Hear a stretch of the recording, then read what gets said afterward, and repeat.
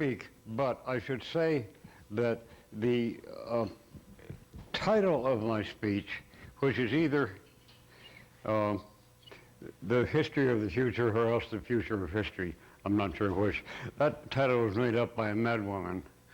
And the scheduling, as you probably know by now, was made up by a juvenile delinquent. But now it's my turn. And I told you about the title. The content was, to a large degree, provided to me by a possibly former Episcopal priest.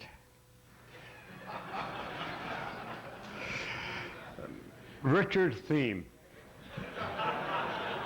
He wrote a book, and I wouldn't object to you buying a copy. Neither would he. There's a story behind this, and it's reasonable at a conference like this to steal a book. It happens. But I have another question for you. After I've stolen the book, and the author has seen me do it, so he knows perfectly well what's going on, is it a reasonable thing to ask him to sign? Okay. This is very good. It tells about bubbles, mainly the bubble that you live in, which has a membrane around it, which is difficult to detect. And he goes into quite a lot of detail about that, and I read it with considerable interest. I am going to prick some bubbles myself. I'll begin with the simplest. The word secure is derived from the Latin words, which sounds pretty much the same, securus, but it means carelessness. That is the original meaning of the word secure. It means careless. Now, is there a lesson to be learned from that? That's up to you. I ain't going to push lessons like that at all, but I will continue to some degree if these people with their million-watt I'm used to megapistols, but megawatts, okay. Now, to drift off for a moment in by the way, if anyone has difficulty hearing me, let me know. Anybody who wants to interrupt me, go ahead. I am a very experienced speaker, and I don't get edgy or nervous about people asking questions or intervening or saying, hey, Morris, you're full of it. I may ask you to provide some background for that, but I don't object to it. I have been taking a summer course. I live rather close to a university.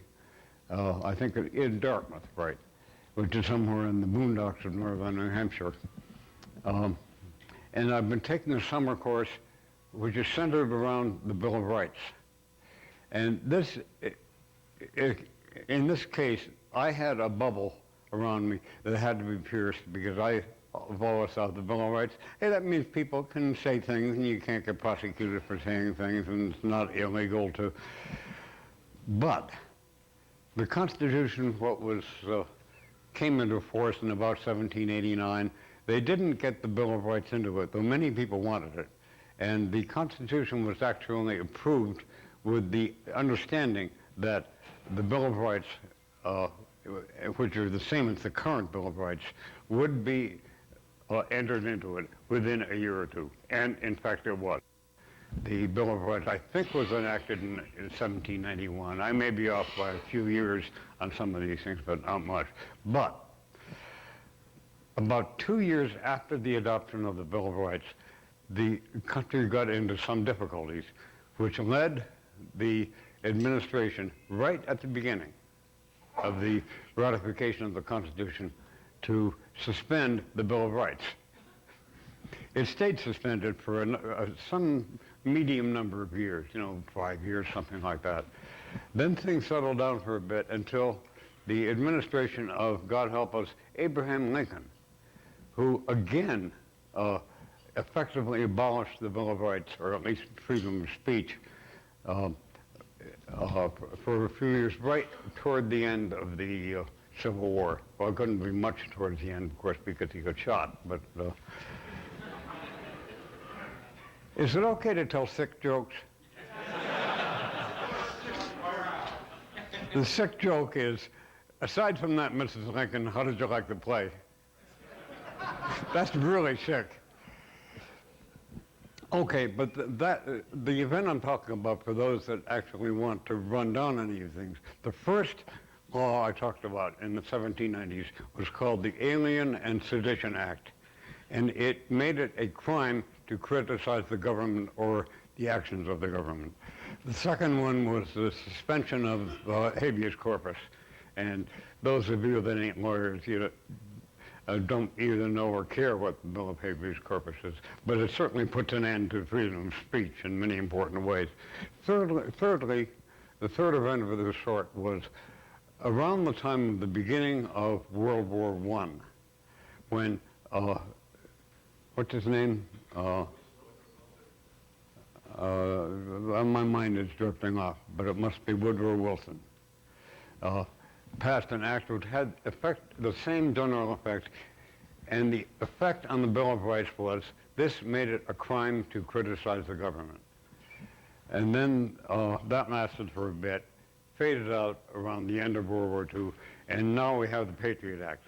And since I believe that Ashcroft is taking attendance this morning, I won't discuss that at any great length. Now, I'll get into what some might think is closer to the subject matter involved. I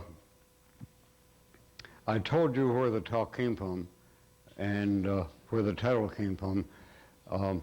By the way, the name of the author here is Richard Thiem, and the book costs God knows what. Too much. Those books are $35.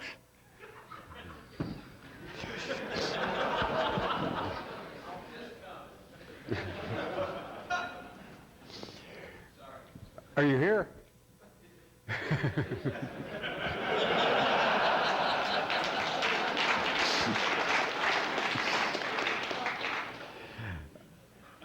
I would like to talk a bit about some of the realities and some of the assumptions having to do with security, particularly where it goes in the direction of cryptography, which is a strange business. And a business that people in many ways don't understand the basis for things of that sort. I should say that security and certainly cryptography are essentially economic issues. You're talking about cost, you're talking about risk-reward ratios. The United States, for example, does not intercept, decrypt the encrypted communications of third-rate countries that nobody cares about because nobody cares about them. And this is rather common. In some country that you never heard of, we probably would be unwilling to spend even 5 cents a message.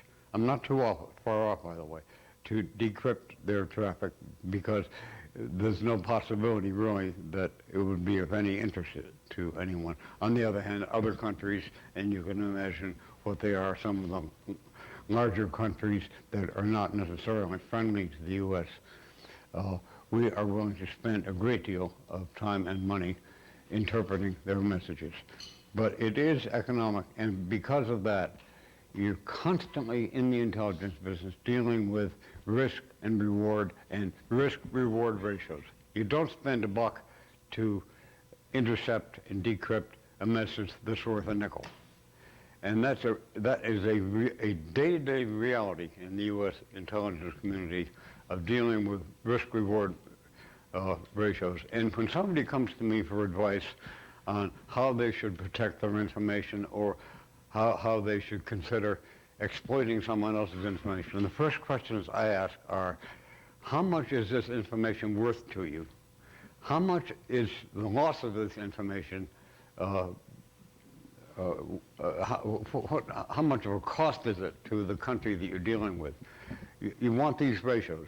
And if you can put $1 more into the process and get $10 more out on the risk-reward issues, then it's a winner. And people do this constantly. It really is viewed very strongly as an economic endeavor.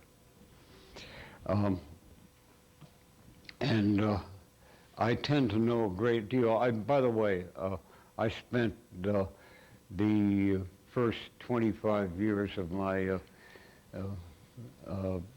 career, at Bell Labs, basically dealing with what was then the non-existent technical field of computer science. I mean, there just wasn't any such thing when I came to Bell Labs. The field itself had to be created. Retired on a Friday afternoon from Bell Labs, and Monday morning went to work at NSA for good or evil, and stayed at NSA until my second retirement, which was about 10 years later. And yeah.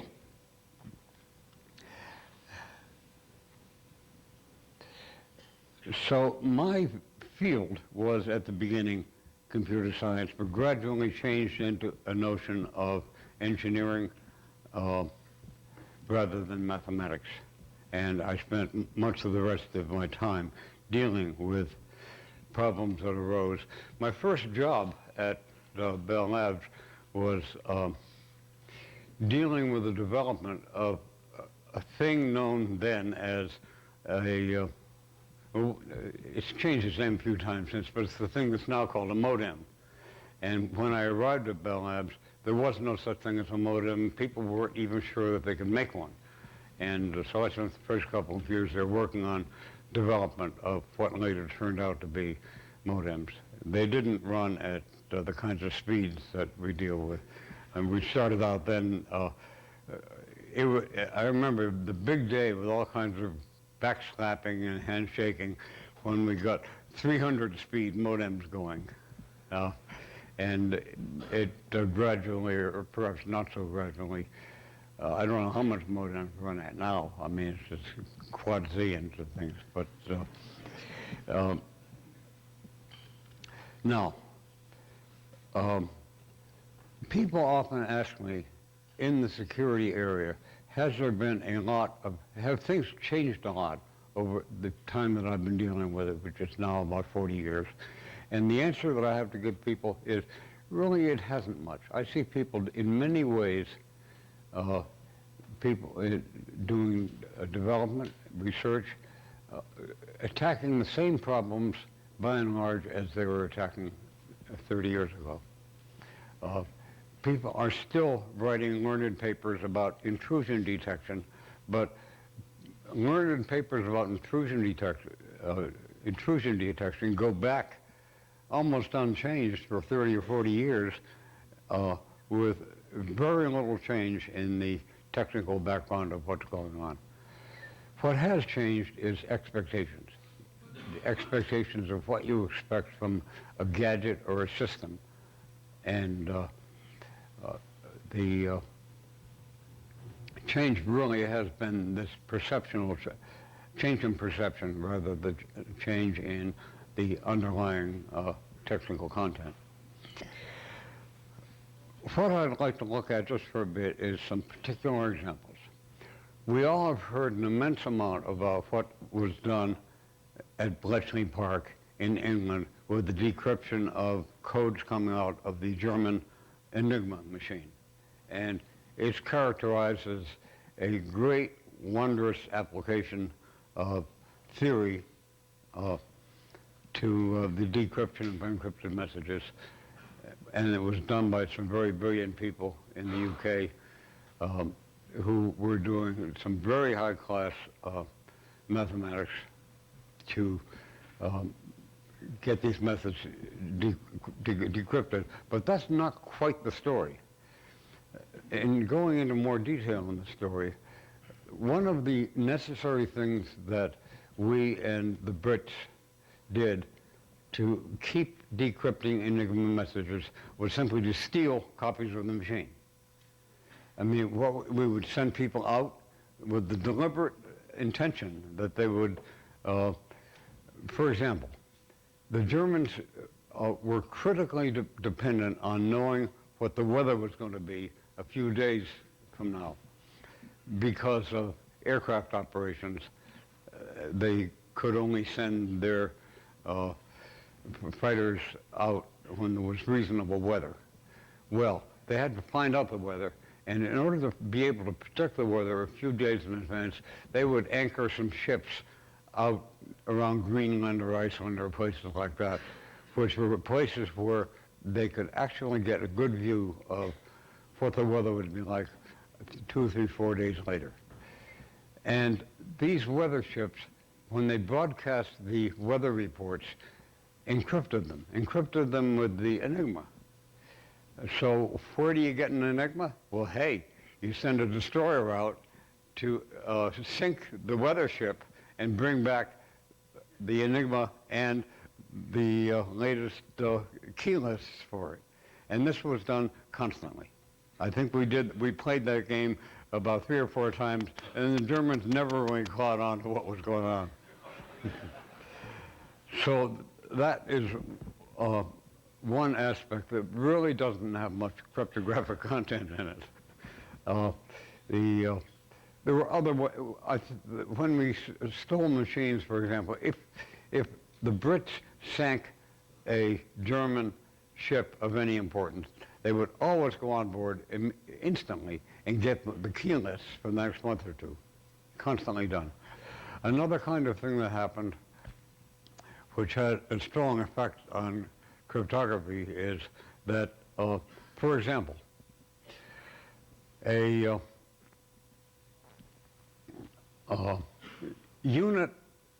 military unit of no importance at all in Germany was required to send a report in every day saying what had happened during the previous day. And what they actually sent every day was the same message that they had sent every other day, namely, nothing to report. Are there German speakers here?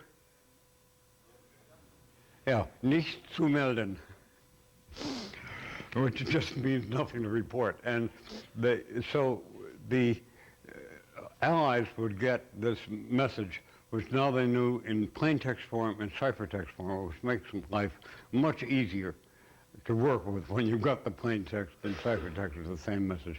And this went on a constant basis. And there were other kinds of things which are not quite so dumb, but plenty dumb enough. The German military had a habit, which we don't so much have, and that was that the name of a high-ranking officer was never abbreviated. And titles of high-ranking German officers were unbelievably long. And I won't say one of them because some German people here will complain about both my spelling and pronunciation. That's Obersturmbannführer, which I can't spell anyway. But I can tell you that it's 24 characters long, and that's plenty enough to get you a very noticeable piece of text in plain text and ciphertext. And referring to a high-ranking officer of that sort, the title would never be abbreviated, and also the name would never be abbreviated. If his name was Graf von Hoffenmist, it would be sent, which is another 20 characters long, excuse me. It was I said an inappropriate thing for German speakers. And so all these kinds of things had practically no cryptanalytic content, but they added in with in fact, very good cryptography that was being done in Bletchley Park in England. They added together with this to keep an almost, not quite, but almost constant flow of decrypted traffic.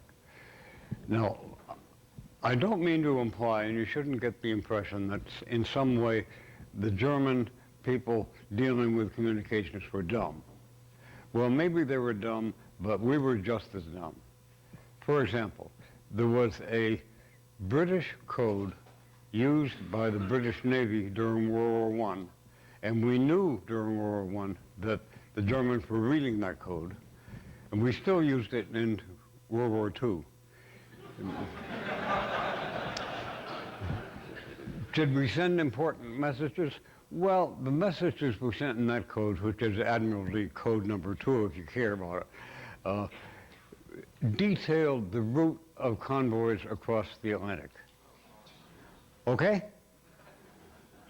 So dumb is everywhere. And also in dealing with dumbs, I should say that in a previous incarnation, I was a teenage military employee in Germany dealing with cryptographic systems and sending encrypted messages.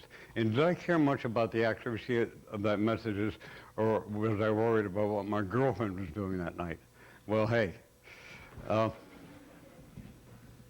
So these are some aspects of which I wanted to get to you about relatively, in talking about cryptography, relatively non-cryptographic things that happen, which could be and were extremely important to the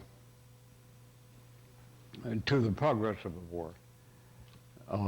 Because just one of these kinds of errors wouldn't necessarily have caused a great difference. But when you have all this kind of buildup of the sort that I described, you greatly weakened the whole communication system.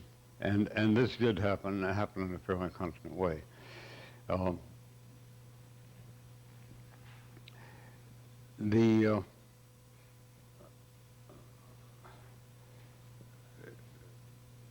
All sides were careless, us and the Germans and other allies, and I mean and the documentation of this kind of stuff is quite misleading, because you will read in any number of books how we were reading Japanese codes before and during and after the war.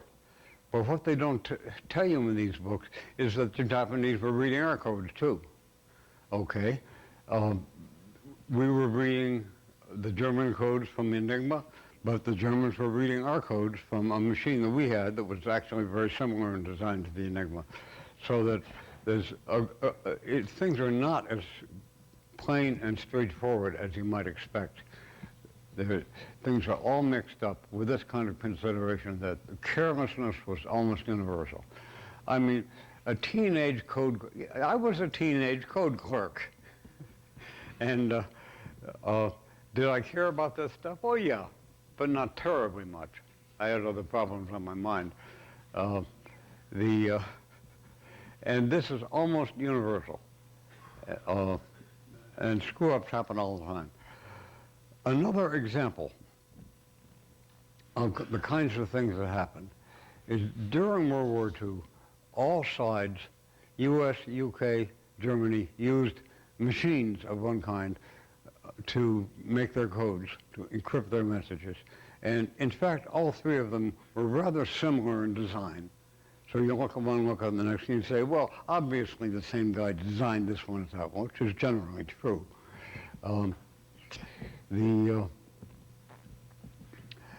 But that made the people responsible for these messages and for these encryption systems, made them very nervous about these mechanical machines that came out before and during World War II, where you, like the Enigma, where you had some rotating wheel which did the encoding for you, and I don't intend to spend any time on the design of these things.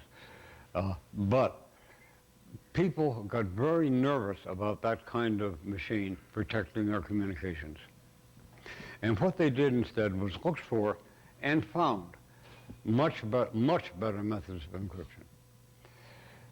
The scheme that was used, and it was used not just by the U.S., but by a large number of countries, was a thing known as one-time pad. Is that a familiar notion, people? Okay, I don't need to go into very much detail, except I say you take the message that you want to send and sort of glue it onto a key list, so that what happens before the message is sent is the current key letter and the current text letter are effectively added together. I mean, add modulo 2 is the correct detail, but they're added together so that unless you have the key list, you don't have a prayer of decrypting the message, because the message has been added character by character or bit by bit or whatever. And the key list is made, can be made, and was made absolutely random. So there is not even theoretically any possibility of reading the message because you absolutely cannot find out anything about the key. Okay, I got to sort of slowly turn around. Is that what happened? Let me imagine, and I'll fuzz a few details because although the rest of the story is not classified, it used to be, as a matter of fact. And there was a time when I was giving talks like this where the subject matter that I'm about to talk about was unclassified in the UK, but classified in the US. What do you do? Okay, it didn't work out that way. Some organization, let's call it the KGB, yeah, well, I'll just leave it at that. They ordered a one-time tape. Obviously, they got it from the lowest bidder, right? And they got immense long-term, long key lists, and they used that to send the messages out. Worked fine. Absolutely unreadable. That's the KGB. And the GRU, I'm sorry, that's a military, essentially it's a military version of the KGB. They wanted one of these one-time pad kinds of things too. So they cast around, who do you buy it from? Lowest bidder, of course. Which company? Well, it turns out it was the same company that made them for the KGB. And the people at this company said, hey, this looks exactly like the last order we got for a tape. We might as well just use the ones we made before. So now we have a major nation using what I will call for the moment two-time pads. And that lasted for 6 months? No. 6 years? 20 years, getting close. And this is, in fact, unclassified, and you can find out all about the story that I was telling by reading about a scheme and a system called Venona, spelled V-E-N-O-N-A, and that will tell you the whole details about how these two-time pads came into existence and the harm they do. Now, I want to get back to cost for a bit because there are some areas in here where what's involved is just loss of money, or maybe you lose a battle, or maybe some diplomatic thing won't turn out as it should have turned out, and you can assign cost to this. And when do they get important?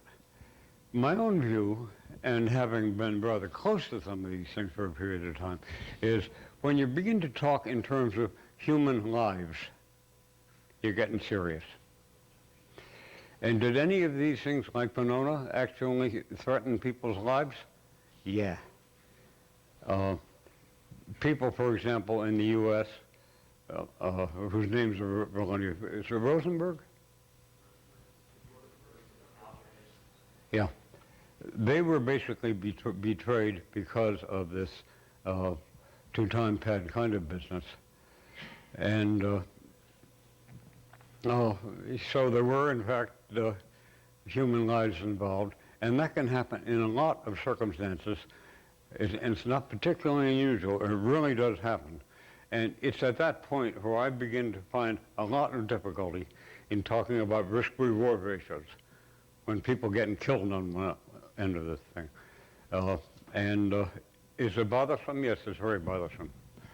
And it makes it very difficult to do this kind of thing, to protect your information when you can know that a failure to protect the information adequately is going to lose some 25-year-old pilot in your Air Force. And then talking about risk-reward ratios becomes a very difficult problem. Somebody asked some questions, by the way. Do you have a question? Hey, go. Sure. Louder. When I was a teenager, I was a comm center operator in the U.S. Army. This would be in the 80s. Where? Fort Worth, Georgia. Oh, I was in Germany at the time. Yeah, okay. Luxury of air conditioning all the time. I'm sorry, say again. I said I had the luxury of air conditioning all the time as a comm center operator. But it seemed, if taking what you said about plain text repeating, it seemed like the more classified a message that we were sending out, the more codes that were at the beginning of the message would say top secret, and then it would say top secret with this classification, top secret with this classification, top secret with this classification, and then there'd be another row. This, and there's a whole bunch of words that themselves were classified that would begin a very highly classified message. And it seems like I had never made this juncture before, but Well, you're now talking to a former teenage code clerk, and so I can certainly say that what you say is certainly correct, and it involves some level of carelessness, but also some of the stuff you're talking about there is routing information, not just classification, and the routing information came also. yeah, But I mean, just the more classified a message, the more of that junk would. the more consistent plain text you have to match up, just like with the general's names. Yeah. And it's, well, this was the 80s. Didn't they learn that by then? It seems like institution of bureaucracy is not learning the lessons that came from World War II, that came from World War I. I mean, do we ever get out of that? We have not gotten out of it. I mean, we're certainly aware of the problem, and things are done to try to protect that kind of information. But it's, looking at it very hard, the protection is somewhat inadequate. I mean, not insanely so. It's just that it would be better if they didn't do quite so much of that kind of stuff. I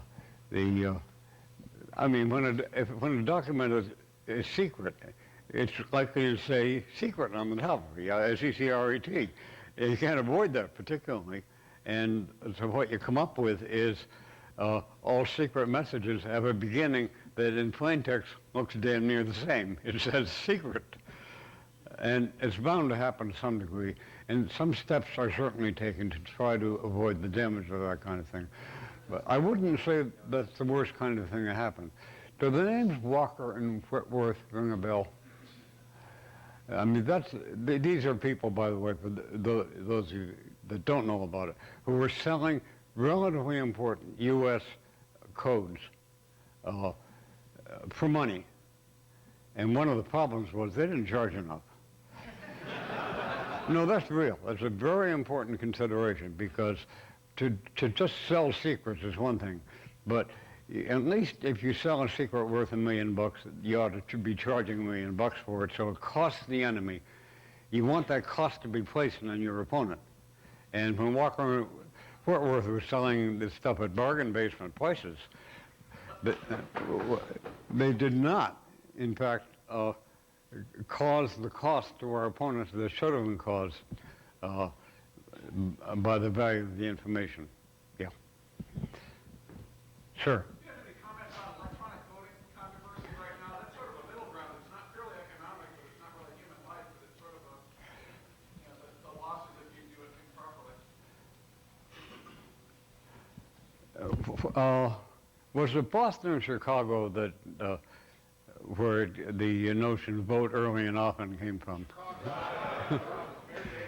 People think it's Boston, but actually it was Chicago, yes. Was that a daily, or was it before? Yeah, okay. Yeah. I'm the wrong guy to talk to because I've actually looked at the design and development of these voting machines, and I wouldn't trust them worth a damn myself. But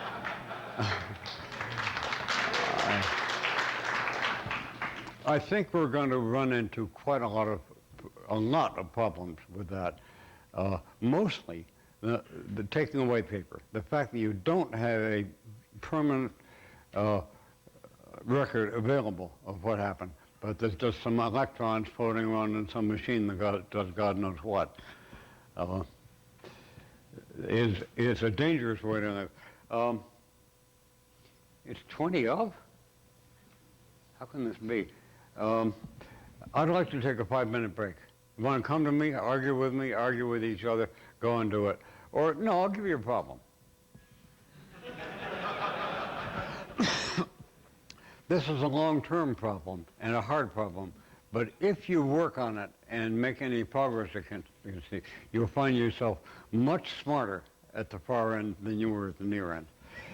When I was in Norway, I think it was Norway, about 5 years ago, well, I was there very close to the summer solstice.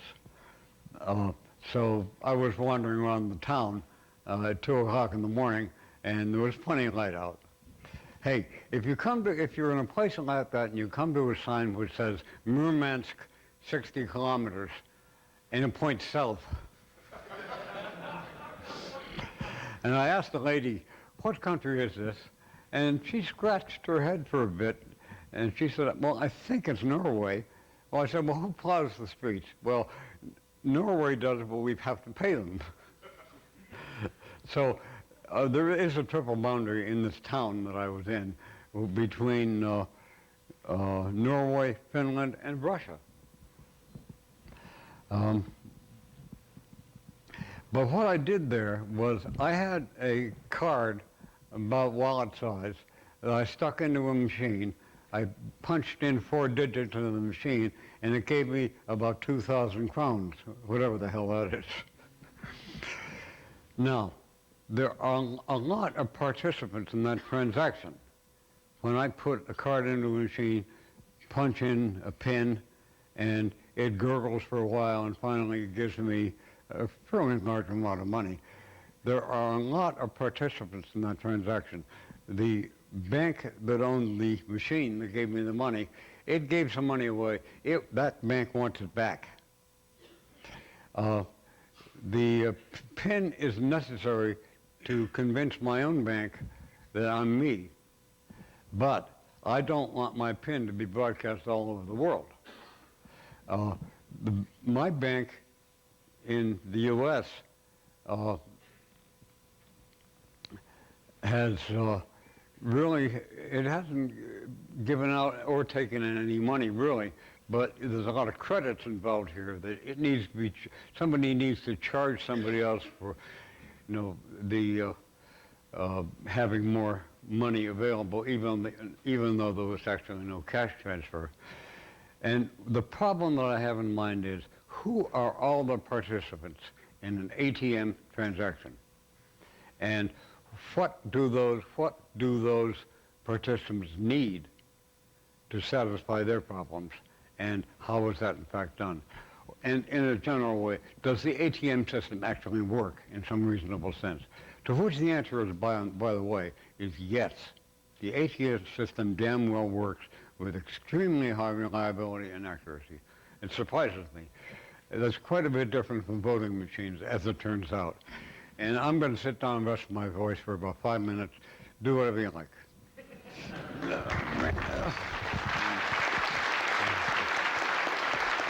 Maybe not very much.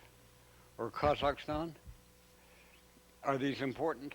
I will observe that among these little countries at the southern boundary of the former Soviet Union is one country which is in fact larger than all of Western Europe.